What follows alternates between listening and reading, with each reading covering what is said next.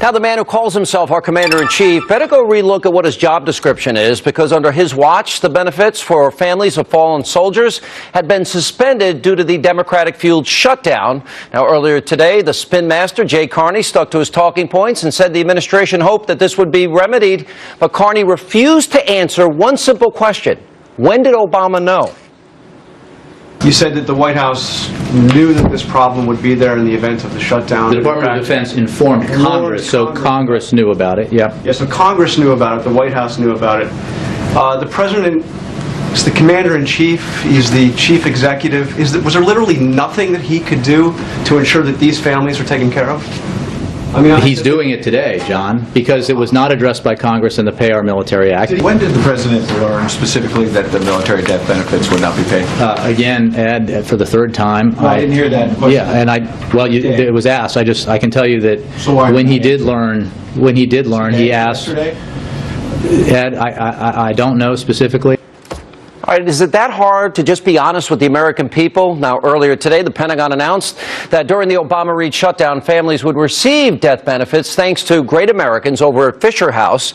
Now, that charity has agreed to foot the bill until Democrats are willing to come to the negotiating table and end the shutdown, which is downright pathetic. Our military families deserve better from their commander-in-chief. And by the way, throughout the show, check out the bottom of your screen. You're going to see the various impacts of the shutdown and how it has hurt the military. And of course, the White House has discretion in terms of spending.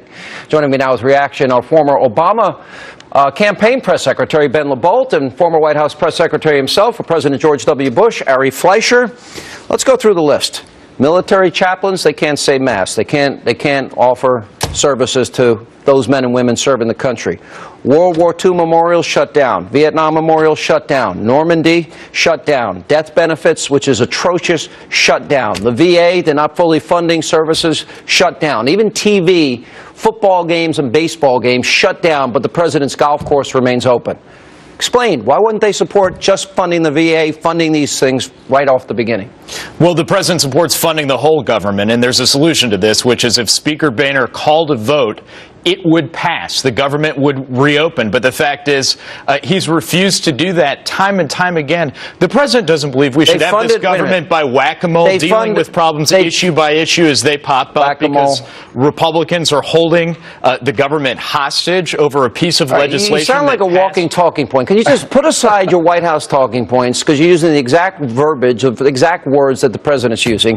The House of Representatives did pass money to fund the VA, did pass money to take care of our veterans. While they're disagreeing, which, by the way, our Constitution, our framers and founders predicted would happen, why don't they fund this now? And when did the president know that they wouldn't be getting the death benefit? Well, it's clear that the president was outraged and directed the Department of Defense to find an immediate solution, which they have. When did they know? I don't work at the White House, so I don't have that exact answer, Sean, but I know that the issue arose today.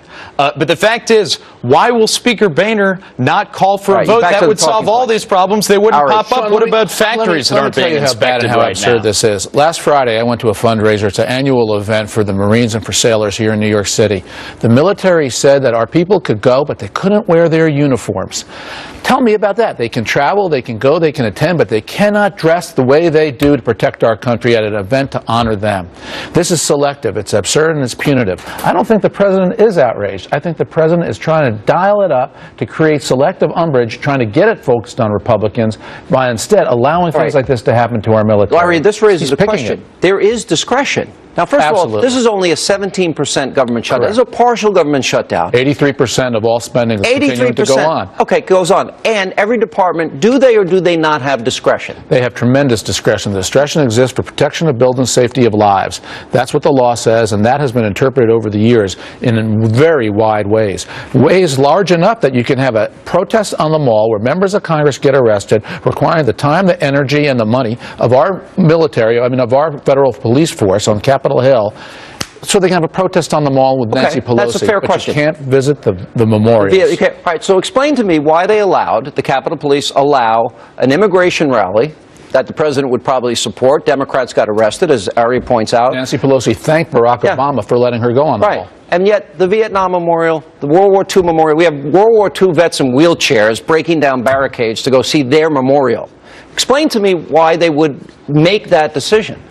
You guys are out of touch with the American people. Take a look at the polls that came out today. The 37% approval rating of the president? 65% of Americans in that poll believe that Republicans are responsible for the shutdown. And 60% believe the president's responsible and the Democrats are responsible. They've seen them manufacture a series of crises in order to try to pass an ideological agenda that they can't through the normal just as many blame the Democrats. The selective editing of the thing. I ask you a question.